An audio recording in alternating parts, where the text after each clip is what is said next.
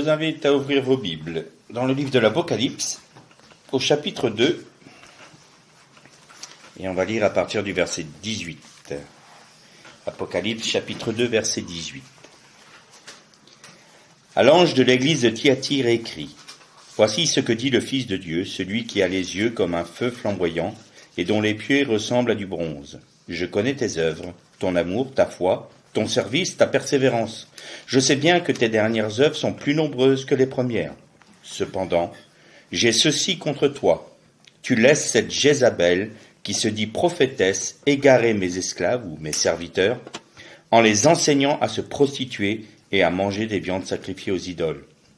Je lui ai donné du temps pour qu'elle change radicalement, mais elle ne veut pas revenir de sa prostitution. Je vais la jeter sur un lit et dans une grande détresse ou une grande tribulation. Et elle et ceux qui commettent adultère avec elle, à moins qu'ils ne reviennent de leurs œuvres. Je ferai mourir ses enfants. Toutes les églises sauront que c'est moi qui sonde les reins et les cœurs. Ces derniers temps, nous avons médité sur le repos de Dieu, sur l'accès au Saint des Saints, et on a parlé du repos de Dieu, on a parlé de l'autel des parfums, et la dernière fois, on a parlé du feu étranger. Le feu étranger ne part pas volontairement d'une mauvaise intention. On avait vu ensemble que la traduction hébraïque voulait dire volontaire, faire quelque chose volontairement de bien pour Dieu, mais c'est faire quelque chose sous une impulsion émotionnelle qui fait qu'on va au-delà de ce que Dieu demande, qu'on n'obéit pas du coup à ce que Dieu demande, et pris dans notre enthousiasme, on peut faire des choses qui ne sont pas du tout selon le cœur de Dieu et qui ne procèdent surtout pas du feu de l'alliance. Aujourd'hui, on va se pencher sur un problème plus grave. C'est le problème que l'on vient de lire, c'est Jézabel. Et Jézabel, dans la Bible, a une connotation très importante et on va essayer de creuser un peu ensemble ce que ça veut dire. Alors, dans le livre de l'Apocalypse, beaucoup d'enseignants et d'exégètes estiment qu'elle ne s'appelait pas Jézabel. Mais le Seigneur met ce nom-là comme étant une référence aux Écritures, de manière à ce que l'Église comprenne ce que ça veut dire. Parce que là, il y a des éléments importants. Elle se dit prophétesse, elle enseigne aux responsables de l'église de Thyatire à se prostituer spirituellement, à manger des viandes sacrifiées aux idoles. Et le texte nous dit « Et je ferai mourir ses enfants ». Et tout cela est extrêmement important parce que ça nous parle de deux femmes. Vous savez qu'à Thyatire, c'était dans la région, dans cette région-là, quand Paul a évangélisé, il a rencontré Lydie. Lydie qui était une femme qui était juive et qui enseignait avec d'autres femmes qui étudiaient les Écritures pour comprendre ce qu'était la pensée de Dieu. Et quand Paul a évangélisé ce groupe de femmes-là, elles se sont converties à Yeshua, elles ont réalisé que les Écritures étaient accomplies en Yeshua, et on a ces deux images-là, Lydie et Jézabel. Et Lydie et Jézabel nous font penser à la femme, l'épouse fidèle, et à la prostituée. Vous remarquez que Jézabel est dans le sein de l'Église. Elle est au milieu de ceux qui se réclament du Christ. Et pourtant, le Seigneur Jésus commence, on pourrait se dire, bon, ça démarre bien pour Thyatire, hein. Je reconnais tes œuvres, ta foi, ta persévérance, ta fidélité. Tes œuvres dernières sont plus importantes que tes premières. Il check tous les points, magnifique. Et là, tout d'un coup, c'est le gros coup de massue. J'ai contre toi que tu laisses Jézabel. Et vous allez voir que c'est extrêmement grave ce qui se passe dans l'église de Thyatire. Et dans nos assemblées aussi. ce qui peut arriver, parce que ça, ce sont des textes qui nous alertent. Alors, pour bien comprendre ce sens-là, on va aller lire quelques textes, pas longs, dans le premier livre des rois, au chapitre 16, et on va lire à partir du verset 30. 1 roi 16, à partir du verset 30 ou même du verset 29. Akab, fils d'Omri, devint roi d'Israël la 38e année d'Asa, roi de Juda. Akab, fils d'Omri, régna 22 ans sur Israël à Samarie. Akab, fils d'Omri, fit ce qui déplaisait au Seigneur plus que tous ses prédécesseurs, comme si cela avait été peu de chose pour lui de suivre les péchés de Jéroboam, fils de Nabat. Il prit pour femme Jézabel, fille d'Eth-Baal, roi des Sidoniens, et il alla servir le Baal et se prosterner devant lui. Il éleva un autel à Baal dans la maison de Baal qu'il bâtit à Samarie. Akab fit aussi le poteau culturel d'Achéra. L'Achéra, c'est d'Akhéra. En fait, c'est Astarté. Akab fit plus encore pour contrarier le Seigneur, le Dieu d'Israël, que tous les rois d'Israël qui l'avaient précédé. En ces jours, Hiel, le Béthélite, bâtit Jéricho. Il posa les fondations au prix d'Abiram, son premier-né, et il en installa les portes au prix du second, son cadet. Selon la parole que le Seigneur avait dite par l'intermédiaire de Josué, fils de Noun. Ce texte, il est très concis, et en même temps, en son sein, il renferme une réalité spirituelle et eschatologique énorme. Alors au premier abord, on peut se dire, bon, voilà, c'est le roi d'Akab, bon, tout le monde connaît Akab, tout le monde connaît Jézabel, elle a mal fini, elle a été défenestrée, les chiens l'ont mangée. Bon, on connaît tous l'histoire d'Élie et à Horeb avec les faux prophètes. Bon, très bien. Mais est-ce qu'il y a des choses qui sont... est-ce qu'on ne peut pas les gratter un peu plus dans le texte pour en découvrir des codes, des secrets ou des réalités spirituelles qui peuvent nous enseigner pour l'aujourd'hui de nos vies? Parce que l'intérêt, c'est que cela nous serve à nous aujourd'hui. Si le Seigneur Jésus a trouvé important de donner à Jean cet exemple-là et nous faire partir dans les Écritures pour retrouver ce qu'était l'essence même de Jézabel, c'est que c'est important pour nous. Et vous allez voir que ça fait partie de l'esprit de Babylone qui vient dans les églises pour détruire le témoignage du Messie. En premier lieu, en hébreu, Jézabel, c'est Yetzebel, qui veut dire Baal et l'époux. Donc Baal est mon époux. On commence déjà à sentir que rien que dans son nom, ça sent mauvais. Alors Baal, on peut très bien avoir, c'est un mot qui était utilisé aussi en Israël. Mon Baal, c'était mon époux, mon Seigneur.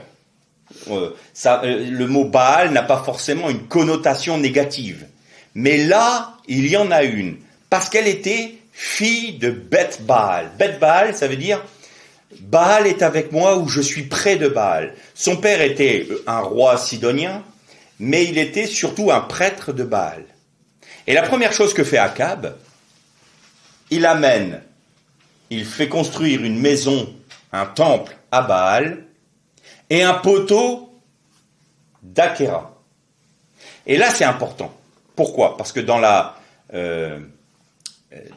culture mésopotamienne, Baal était un dieu qui est devenu un des plus importants. Et il avait pour femme Ishtar, ou Inanna, Astarté. Et Astarté était appelée la reine du ciel, ou la vierge à l'enfant. Toute ressemblance avec des choses que l'on connaîtrait aujourd'hui serait pas forcément fortuite. Pourquoi la Vierge à l'enfant ? Parce qu'elle a eu comme fils et comme époux Tammuz qui est mort, et elle a fait en sorte qu'il soit ressuscité sur un arbre c'est toute la mythologie mésopotamienne et babylonienne. Et donc, aujourd'hui, on a un arbre de Noël. Voilà, c'est juste pour vous donner là. C'est juste pour Tammuz.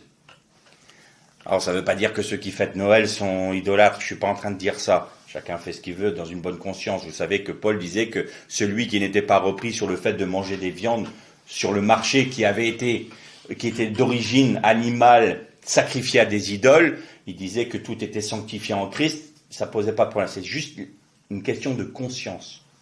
Je suis pas en train de dire qu'il faut pas fêter Noël ou il faut fêter Noël. Je rentre pas dans ces débats-là parce qu'à chaque fois que les fêtes arrivent, c'est toujours les grands débats. Celui qui fête Noël, il est sataniste. Celui qui fête pas, bon bref, c'est des querelles ridicules pour moi. Donc, je donne juste l'origine de ce que l'on vit aujourd'hui. La reine du ciel, la Vierge en l'enfant, n'est autre qu'Astarté avec Tammuz qui est ressuscité sur un arbre ou avec un arbre, et cet arbre-là est à l'origine de l'arbre de Noël. Jézabel, elle est venue donc apporter ce culte-là en Israël. Et vous savez que pour Dieu, il y a deux villes. Il y a Jérusalem et il y a Babylone. Quand l'une est à son apogée, l'autre est détruite. Quand l'une se relève, l'autre se délite. Elles ne peuvent pas être, à leur apogée ensemble. Et ça nous montre que, aux yeux de Dieu, il y a lui et son ennemi. Le combat de l'humanité se résume à ça. C'est l'expression de Babylone et de Jérusalem, sont l'expression d'un combat spirituel entre Satan et l'Éternel. Et Baal est devenu un dieu tellement important qu'il en est devenu le principal au niveau, en ce qui concerne les Philistins. Et les Philistins, à Écron, avaient un dieu. Alors vous savez que mon seigneur, donc Baal, vous pouvez avoir Baal-Hadad. Baal-Hadad, c'est le dieu du tonnerre, le seigneur du tonnerre. Mais vous aviez aussi un nom à Écron, chez les Philistins. Et Écron veut dire littéralement ceux qui coupent les jarrets, ceux qui vous empêchent d'avancer. Et il s'appelait Baal-Zéboub. Ah, vous le connaissez celui-là. Vous avez déjà entendu parler de lui. Parce qu'on l'a traduit par Belzébuth. Baal-Zéboul était le dieu au-dessus de tous les dieux, mais si on le traduit littéralement, c'est le seigneur des mouches. Bon. Ou seigneur des petits animaux volants. Alors quand on voit la traduction comme ça, on pourrait se dire, bon, seigneur des mouches, il n'est pas bien effrayant, hein. Mais vous allez voir que c'est plus grave que ça. Vous avez des textes comme dans le Proverbe, quand la mouche tombe dans l'huile du parfumeur, il la fait fermenter. Et pourquoi je prends cet exemple-là? Parce qu'on parlait de l'autel des parfums les dernières fois. Et quand vous avez cette mouche qui tombe dans l'huile du parfumeur, l'huile devient altérée. C'est-à-dire qu'il n'y a plus ce parfum de bonne odeur. Il y a quelque chose qui a fermenté dans ce parfum. Et tout d'un coup, cette oblation qui était pour l'Éternel perd de son sens et perd de sa nature. Les mouches ou les petits animaux volants, on les retrouve également dans les plaies d'Égypte. Les mouches venimeuses. À chaque fois qu'il est parlé de mouches, ou de petits animaux ailés, ou des oiseaux du ciel, ou des petits animaux volants, il est parlé d'esprit démoniaque. Donc, quand vous avez un esprit démoniaque qui vient dans l'huile du parfumeur, il fait fermenter cette huile, et cette huile perd de sa nature. C'est-à-dire que de l'obéissance à l'Éternel, l'obéissance est détournée vers un autre Dieu. Et là, ce faisant, nous passons de l'obéissance à l'Éternel à une pureté de l'épouse, à la prostitution spirituelle et l'idolâtrie. Et c'est ça que nous enseigne Jézabel.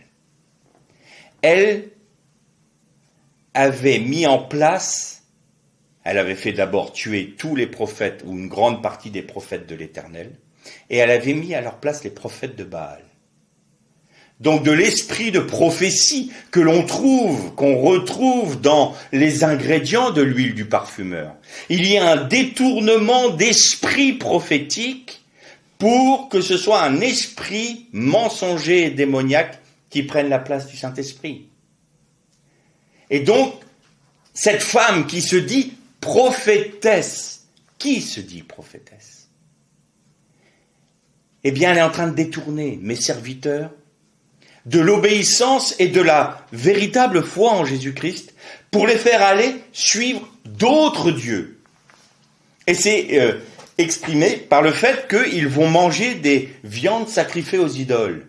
Ça veut dire quoi, littéralement? C'est pas le fait qu'ils aient été sur le marché, ils ont su que c'était de la viande qui était sacrifiée aux idoles, et ils l'ont fait sciemment en disant, on va sacrifier. C'est plus profond que ça. Paul disait, il y a une liberté.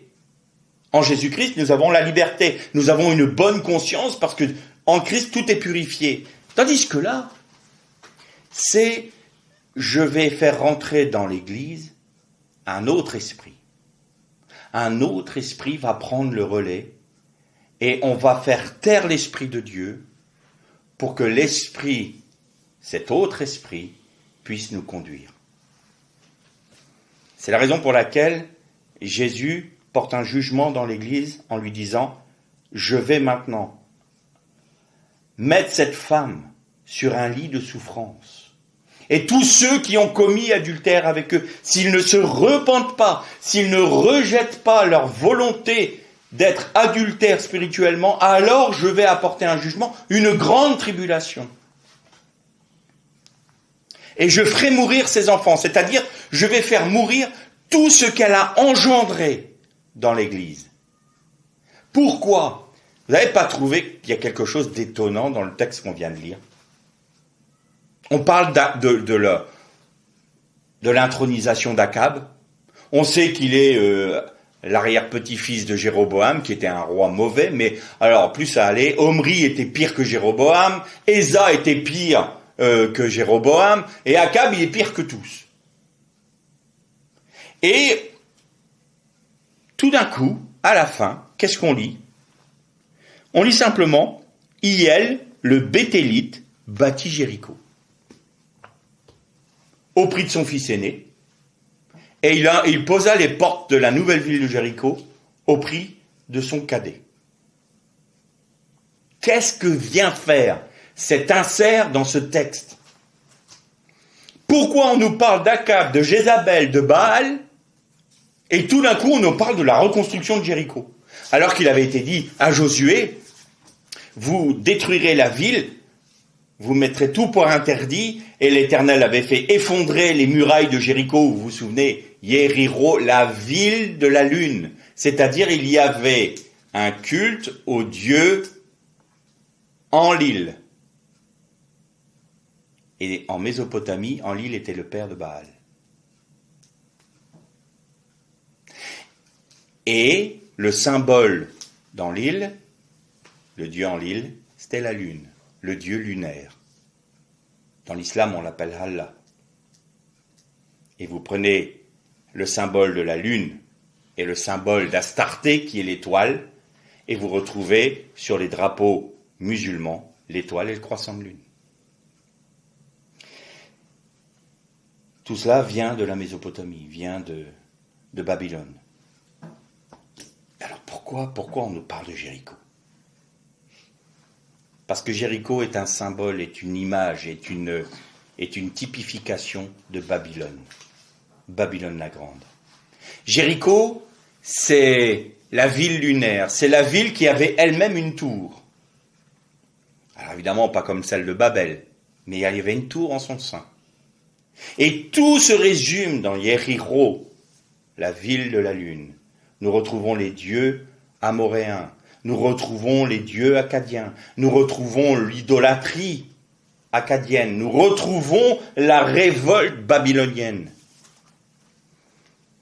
Et là, le fait que Akab arrive au pouvoir et que Jézabel se soit mariée, donc qui ait fait alliance avec le roi d'Israël, eh bien, il y a eu une poussée diabolique.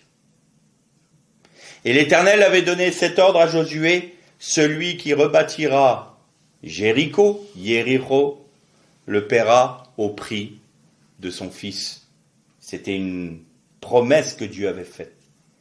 Eh bien, le fait que Jézabel vienne, entre guillemets, au pouvoir avec Akab, eh bien, il y a une poussée diabolique pour que Jéricho renaisse de ses cendres. Et là, on commence à comprendre que la prostituée de l'église de Thyatire est l'image de la prostituée du livre de l'Apocalypse et l'image de la grande Babylone. C'est ce mélange entre cette soi-disant volonté de suivre le Seigneur, mais au-delà de ça, c'est se prostituer avec un système mondial politico-militaire et financier pour faire en sorte que les hommes soient unis dans une rébellion contre Dieu. Alors là, on va peut-être me dire, on te pousse un peu le bouchon, Philippe, quand même. Parce que là, tu parles quand même d'une église. On est à Thyatire. Parce que vous croyez que l'esprit de Babylone ne peut pas rentrer dans l'église? C'est l'esprit d'idolâtrie. Alors, comment ça s'explique concrètement, l'esprit d'idolâtrie dans l'église? Eh bien, tout ce qui prend la place de Dieu. Et c'est pour ça que je disais ces derniers temps que le Seigneur va sonder nos motivations pour savoir si elles sont de Dieu ou non. Il faut que nous-mêmes nous sondions nos motivations. Pourquoi je fais cela? Pour être reconnu? Pour avoir un petit quelque chose personnel à en tirer de la vie de l'Église? Si je suis chrétien, c'est juste pour avoir les bénédictions de Dieu, mais je ne veux pas lui obéir? Moi, je veux bien donner ma vie, mais jusqu'à un certain point, ou alors je ne veux pas du tout donner toute ma vie, je veux juste le salut, et je veux faire ma propre volonté, c'est-à-dire qu'on met notre bien-être, notre reconnaissance, notre moi avant Dieu. Et donc à partir de là, nous sommes idolâtres. Et à partir de là, nous sommes animés par un esprit, l'esprit de Babylone, l'esprit de Jéricho, en d'autres termes, l'esprit de l'Antichrist. Et c'est Jean, l'apôtre Jean, qui nous disait, vous avez entendu dire qu'il y aura un Antichrist, mais moi je vous dis qu'il y aura plusieurs Antichrists, et l'esprit de l'Antichrist agit déjà dans le monde. Et vous pensez que l'Église va être épargnée? C'est pour ça qu'il nous faut être vigilants. C'est pour ça qu'il nous faut un esprit de discernement. C'est pour ça que l'esprit de Jézabel, c'est l'esprit de Baal-Zéboub, c'est-à-dire de Belzébuth, le prince des esprits. Les oiseaux volants, les mouches. Il y a... Dans le livre de l'Ecclésiaste, on a déjà vu ça, mais vous le relirez vous-même, c'est dans Ecclésiaste 10, 20, je crois, il est dit, ne dis pas du mal du roi, et ne pense pas de mauvaises choses du prince, parce que les animaux ailés les rapporteraient. Les animaux ailés les rapporteraient. Donc si je dis quelque chose de mal dans ma chambre, en plus il est dit dans ta chambre, dans le secret de ta chambre, ne dis pas des paroles mauvaises sur le roi, car les animaux ailés les rapporteraient. Eh bien ce sont les esprits démoniaques. Qu'est-ce qu'ils vont faire? Ils vont rapporter tes paroles devant le trône de Dieu pour t'accuser. Les mouches. Vous savez, ces petites bêtes qui viennent juste dans l'huile du parfumeur. Et l'huile est dénaturée. C'est fini. Et dans le texte, il y a aussi les grenouilles. Alors, les grenouilles, c'est aussi quelque chose qui est démoniaque. Mais là, ce n'est pas les esprits pur, j'ai envie de dire, juste esprit. Ce sont des esprits incarnés qui sortent de l'eau, de l'abîme, pour se répandre sur la terre. La grenouille est toujours un esprit mauvais, un démon incarné. Et il y a beaucoup aujourd'hui de dirigeants d'entreprises, de grosses entreprises, dirigeants de pays, des parlementaires qui sont animés par ces esprits-là. Parce qu'autrement, le monde ne serait pas tel qu'il est aujourd'hui. Il faut que les mouches, entre guillemets, les petits animaux et des aides, des alliés dans l'humanité. Et ça, c'est représenté par les grenouilles. Vous voyez qu'il faut aller plus loin que le simple texte où on dit « Ah, Belzébuth, c'est le prince des mouches. » Non. Oui, mais pourquoi? Le prince des mouches. Donc Baal-Zéboul, c'est bien Belzébuth, c'est bien Satan. Et parce qu'il y a en Israël, ou du moins en Samarie, une maison, un temple qui est dédié au dieu Baal, et que Jézabel, par son propre nom, dit « Baal, c'est mon époux ». Pas Christ. Mon époux, c'est Baal. Eh bien, quand on laisse rentrer cet esprit-là dans l'Église, ce n'est plus l'épouse du Christ, c'est l'épouse de l'autre, de l'antichrist. C'est la prostituée. Alors, il nous faut toujours être vigilants. Alors, évidemment, dans l'Église, il faut l'être, mais dans notre propre vie. Pourquoi est-ce qu'on veut suivre le Seigneur? Je vous ai parlé ces derniers temps que on pouvait avoir la pleine victoire en Christ par sa grâce, quand on rentre dans le Saint des Saints. Et le Seigneur m'a montré une chose ces derniers temps, c'est quand notre motivation n'est pas bonne. Eh bien, sa grâce ne peut pas agir. Nous bloquons la grâce du Christ à cause de notre motivation. Et j'en ai fait l'amère expérience, parce qu'il y a un moment, évidemment, la tentation vient, ou quelque chose qui est en nous, et je dis, Seigneur, par ta grâce, je veux ta grâce. Et je me suis pris les pieds dans le tapis. Et là, croyez-moi, je dis, Seigneur, je peux avoir une explication, je ne comprends pas.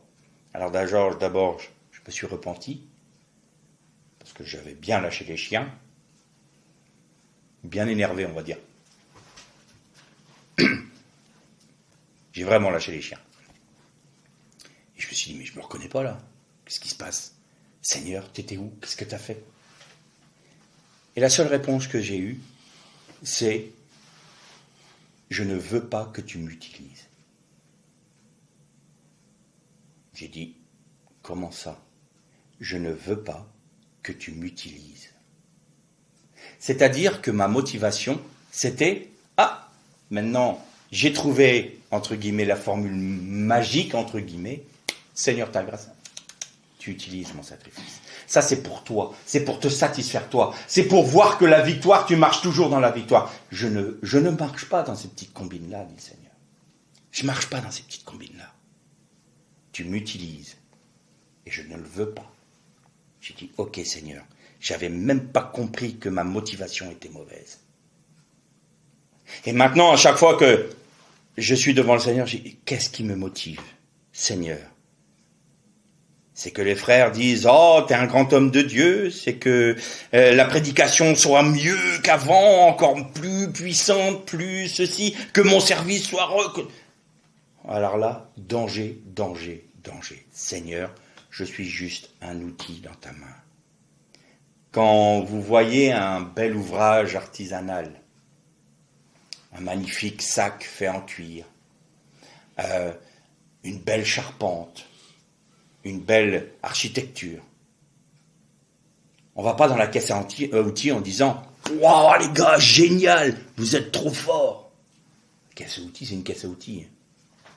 C'est l'architecte qu'on va voir. C'est celui qui a la capacité manuelle de faire ce beau travail.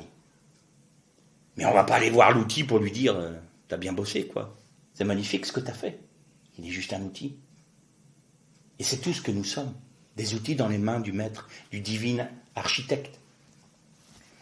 Et souvent, on dit, Seigneur, c'est pas forcément dans le domaine seulement d'être reconnu dans le ministère ou d'être reconnu dans le service. Ça peut être beaucoup plus simple que ça.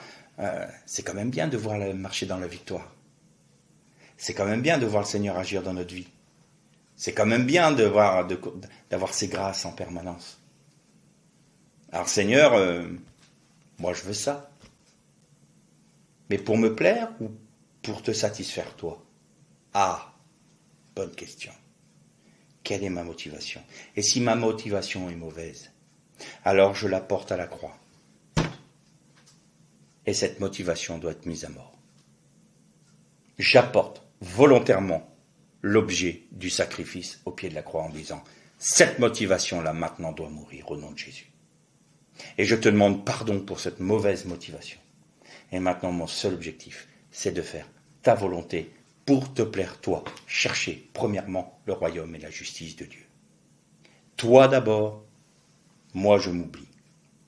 Et au fur et à mesure que l'on avance dans la marche chrétienne, notre motivation va être affinée en même temps que notre conscience. Plus notre conscience va être affinée par la parole, plus notre motivation va être émondée par la parole. Et plus nous serons rendus semblables à Christ. Et ça, c'est l'œuvre du Saint-Esprit. Mais si nous ne sommes pas attachés à veiller sur nos motivations, à veiller sur notre conscience, c'est Jézabel qui va venir prendre le relais. Nous allons sacrifier, nous allons manger, nous allons nous nourrir des viandes sacrifiées aux idoles. C'est-à-dire que on passe du saint repas, de la sainte seine, au repas des démons, des viandes sacrifiées aux idoles. Et ça, c'est extrêmement dangereux. Alors, évidemment, là, je suis en train de vous parler de choses qui sont peut-être un peu plus subtiles dans nos vies. La conscience, les motivations. Il faut qu'on veille sur les moindres détails de notre vie de manière à veiller et prier pour qu'on soit toujours dans la volonté de satisfaire le cœur de Dieu. Mais il y a des choses bien plus grosses encore qui se passent dans le monde chrétien. Je lisais un article dernièrement. L'église protestante de Cologne, je crois, le pasteur a fait son sermon, c'était ChatGPT, l'intelligence artificielle. Alors, les avis sont divisés dans l'église, dans son église. Il y a ceux qui ont dit, oh, c'est magnifique, c'est merveilleux, on n'a rien à redire au sermon. Puis d'autres qui ont dit, enfin, quand même, la voix monocorde, c'était pas terrible, mais il n'y a pas d'émotion. Vous savez que la grosse différence qu'il y avait entre les faux dieux et l'Éternel, c'était que l'Éternel était un Dieu qui parle et un Dieu qui entend. Les idoles sont des dieux qui ne parlent pas et qui n'entendent pas. Eh bien, l'homme, par sa technologie, est en train de, animé par qui? Par quel esprit? Est en train de pallier à ce manque. Eh bien, on va faire en sorte que maintenant, le Dieu technologie, le Dieu science, puisse non seulement vous entendre, mais vous répondre à l'instant T. Plus besoin de foi, plus besoin d'aller chercher dans un vieux livre poussiéreux qui s'appelle la Bible et qui est ringard, tellement ringard. Maintenant, vous allumez votre ordinateur, votre smartphone, ou je sais plus quoi. Maintenant, ils ont inventé les lunettes. Je crois que c'est Apple qui a inventé ça. Des lunettes où vous n'avez plus besoin de smartphone. Vous voyez ce qui vous entoure, mais en même temps, vous avez toutes les informations qui se mettent sur l'écran. Et j'ai beaucoup aimé ce petit dessin humoristique où tu avais le gars avec des lunettes. Alors, on n'a pas l'air ridicule. Avec les gros casques et les lunettes, maintenant, il va bientôt falloir un scaphandre. Et le gars qui disait, chouette, j'ai plus besoin de prendre mon téléphone pour voir le temps qu'il fait. Il suffisait qu'il enlève ses lunettes et qu'il regarde la météo. On en est là, quoi. Achetez la nouvelle montre. Elle vous dira quand vous couchez, quand vous levez. C'est pas beau, ça? Elle vous donnera même le rythme cardiaque et puis tout ça, hein. Et toutes vos données seront c'est bien. Puis après, on va dire, ah ben non, moi, je veux pas du carnet médical numérisé, parce qu'on pourrait avoir tous nos... Mais vous les donnez déjà pour votre propre gré. De votre plein gré, donc alors. Et alors, maintenant, l'homme a réussi la chose magnifique. Leur Dieu leur parle. Leur Dieu les entend. Mais ce qui est plus beau encore, c'est pas merveilleux? On fait rentrer ça dans l'église. Dieu nous parle. Posez la question à ChatGPT.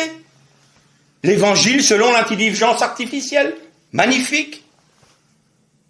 Parce qu'on se dit, ah, tu exagères, il y a des moments. Mais ça vient de se faire. Et il y a plusieurs pasteurs qui avouent, qui disent, bah écoutez, moi je donne les grandes lignes, et puis ChatGPT me fait mon sermon, j'arrive le dimanche et je sors ce que ChatGPT m'a dit. Magnifique, merveilleux. Baal, Zéboul, les mouches. Qui c'est qui est derrière l'intelligence artificielle? L'intelligence artificielle, elle est bien créée par quelqu'un, par une idéologie. Et vous pensez que vous allez avoir quoi? Jésus-Christ dans cette idéologie-là? De Babylone? De Yéricho? Mais non. C'est moderne. Ça fait bien. Puis quand même, il y a des moments, hein. On prie, puis on n'a pas les réponses. Hein. Et puis, quand on lit la Bible, il y a des moments, c'est très lourd. Oh, c'est très lourd, on ne comprend pas tout. Tandis que là, ça nous vient comme sur un plateau, magnifique. ChatGPT, qu'est-ce que tu penses de ça? On a la réponse directe. La nouvelle idole. La nouvelle idole, la science, la technologie. Vous vous souvenez quand je vous disais que Jésus était venu sur un âne qui se dit Ramor en hébreu et qui veut dire... C'était le roi qui venait dans l'humilité, sans imposer, qui venait simplement pour proposer sa main tendue pour la réconciliation. Mais que Ramor pouvait être avec exactement les mêmes lettres, et nous avions le mot Romer, qui veut dire technicité, qui veut dire technologie. Et en cela, en étant sur cet ânon, le petit d'une ânesse, le Seigneur Jésus disait, je viens lors de ma première venue dans l'humilité. Mais quand le Fils de l'homme reviendra sur les nuées, sur les Hanna, Hanna c'est la gloire, eh bien il reviendra dans un monde de technicité, de technologie, où la science sera érigée en Dieu, où la technologie prendra le pas sur l'homme. Et aujourd'hui on nous parle de transhumanisme, on nous parle de homme 3.0, homme amélioré, homme lié à la machine. On nous parle d'androïdes, on nous parle de... On en parle là maintenant. Implantation, c'est Elon Musk qui a fait implanter une puce électronique dans le cerveau pour être lié à la machine. Mais est-ce qu'à un moment, l'homme ne peut pas être contrôlé par la machine? Et qui contrôle la machine? Qui contrôle l'intelligence artificielle? Alors on va me dire, c'est des grandes pontes, c'est ceux qui dirigent le monde. Oui, ceux qui dirigent le monde. Mais qui dirige ceux qui dirigent le monde? C'est Baal Zéboul, le prince des esprits, le prince des mouches. Alors quand je vois ces choses rentrer dans les églises, je suis partagé entre la colère et l'horreur. Parce qu'on ne veut plus que l'Esprit de Dieu nous parle. On est une génération, entre guillemets, Amazon. Je clique aujourd'hui, j'ai mon produit demain, devant ma porte. On veut tout de suite. On veut que le Seigneur nous réponde tout de suite à nos besoins. On veut que le Seigneur réponde tel que nous désirons qu'il nous réponde. On veut que le Seigneur serve notre personne. Alors que le Seigneur a dit, je te demande d'être mon serviteur. eh bien on inverse les choses. Nous voulons que Dieu obéisse à tous nos caprices. Donne-moi ci, fais-moi ça, apporte-moi ce dont j'ai besoin. Et quand le Seigneur nous demande un temps avec lui, je n'ai pas le temps, Seigneur. Parce que mon propre petit Dieu qui s'appelle moi-même n'est pas intéressé par une communion avec toi. Ce que je veux, c'était bien fait. Ce que je veux, c'est quand même le salut. Pas exagéré. Mais alors te donner ma vie, certainement pas. Alors nous sommes animés par l'esprit de Jézabel. Nous sommes animés forcément par l'esprit de Yéricho. Et par extension, nous sommes animés par l'esprit de Babylone, qui n'est autre que l'esprit de l'Antichrist. Alors quand ça se trouve dans l'Église, comme il l'était à Thyatire, c'est un très gros signal d'alarme. Veillons, prions sur nos motivations, sur notre conscience. Attention de ne pas entrer en tentation. Attention d'avoir toujours cette volonté de satisfaire le cœur de Dieu et non pas nos propres désirs ou ce que nous croyons être juste. Nous devons toujours placer notre volonté et notre motivation à l'aune de la parole de Dieu et à l'action de son esprit en nous. Autrement, Jézabel prendra le contrôle et nous passerons d'épouse à prostituée. Veillons et prions. L'Er les Shalom.